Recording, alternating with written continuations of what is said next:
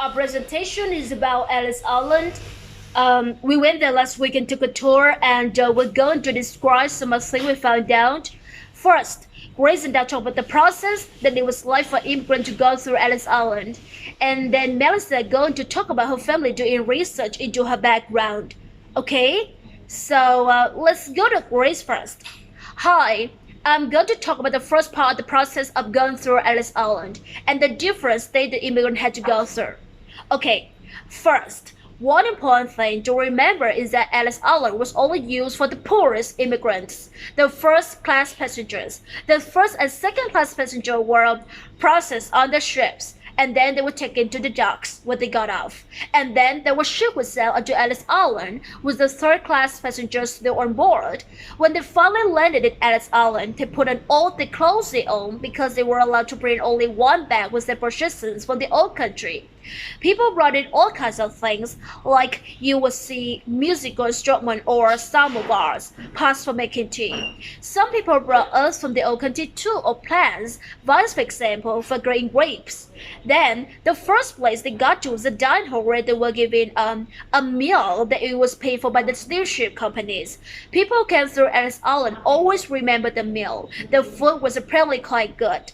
But it was also strange for many of them. Some people never tasted ice cream or seen an orange or a banana, for example. And then after that, the inspections began, and Arnie is going to tell you about that part. Arnie? Thank you, okay? After the meal, the passenger would leave the bags and go up a staircase to the rail hall. And as they walked past, inspectors would watch them carefully to see if they were weak or sick. If someone was sick, they would send them to the hospital. There was a hospital at Ellis Island as well until they got better. They also would detain children, young women, and old people driven along.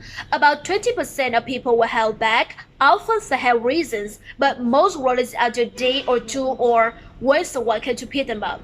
In the great hall, they waited in line for hours, sometimes as long as 5 hours. They were crowded together, and it was often very hard and very loud, you can imagine. As many as 2,000 people, all talking in so many languages. Then, when they finally got to the top of the line, the inspectors asked them questions like, where do you come from? Where are you going? Is somebody waiting for you? That kind of thing. And there was also worker interpreter waiting with the inspectors, like helping people who really saw whatever. Once they got past that part, the questions, people would go in the three lane behind the inspectors. The first lane was for the detention center if you were being held back. The second lane was for the railroad ticket office, for the train station, and the third lane was down the stairs to the area where people were waiting. There was a post that was called the kissing post because that was the scene of so many reunions. Husband met the wives and father met the children in the years, and then the immigrant went out to start new life. So now I'm going to let Melissa talk about her family tracing the ancestors. Well, my great-grandfather came in from Ireland, and my Anton actually used Ellis Island records to do research and find out where he came from. So I'm going to talk a bit about that.